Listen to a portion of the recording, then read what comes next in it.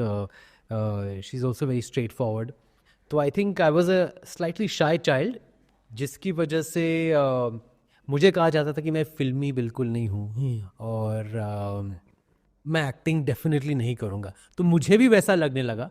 और जब मैंने अपनी एजुकेशन परस्यू की यूएस में, तो I focused on business, on finance, क्योंकि ये मेरे दिमाग में था कि मैं गुड इन, मैं नंबर्स में बहुत स्ट्रांग हूँ. स्कूल में एकेडमिकली बहुत स्ट्रांग रहा था.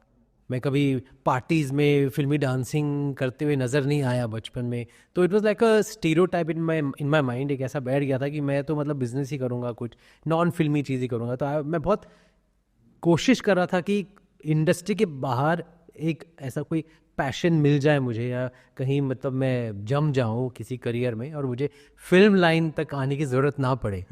बट जैसा कि कहते हैं ना कि आप अंदर से, अंदर की आवाज़ जो होती है वो आपको, आपकी अंदर की आवाज़ आपको वहीं खींच कर लेकर जाती है जहाँ आपकी डेस्टिनी आपको ले जाना चाह रही हो. And my destiny was, I guess, in the film industry. Because बचपन से ही मैं फिल्मों का तो बहुत बड़ा शौकीन रहा हूँ. मतलब फिल्में सारी देखी है मैंने, सारी हिंदी फिल्में. इस ज़माने में तो बच्चे मतलब फुटबॉल के शौकीन होते हैं, PS5 के वीडियो शौकीन गेम्स हैं. खेलते हैं, करेक्ट. एंड कॉन्सर्ट्स में जाके मतलब बहुत सारे अलग अलग एवेन्यूज है. Cricket is there. जी. आजकल पॉलिटिक्स ही बहुत मतलब मेन स्ट्रीम हो गया. It's not just for a certain crowd. I think is very out in the open. तो उस ज़माने में मतलब मेरा फोकस एक ही था, फिल्मों को देखना. और बहुत शौकीन था एक्टरों का. जैसे उस जमाने डैड होते थे, Rishi Kapoor, Amit ji, Dharam ji, all the famous actors of that time. I was very filmy child in that way. जी.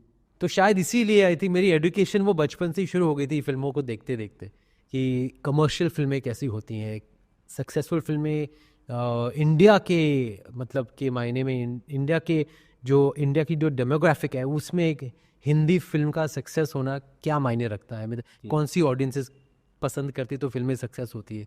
तो ये बिजनेस वाइज मुझे फिल्मों में बहुत इंटरेस्ट था.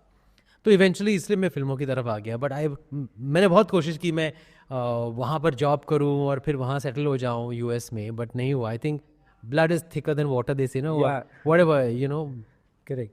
what you're passionate about and what you've grown up watching, what you've grown up doing, वही आपको इवेंचुअली वहीं खींच कर लेकर जाएगा. जी. अगर आपने आपके पिताजी के अप्स एंड डाउन्स देखे होंगे और बहुत करीबी से देखे होंगे, he is been there from 60s and he is been ruling the charge, then there was a downfall, then again upwards. क्या ये जो जर्नी थी उनकी, उसको आपने देख के डिड इट इंटिमिडेट यू? उस वजह से तो नहीं, उनके उतार चढ़ाव को हमने महसूस किया है, समझा है.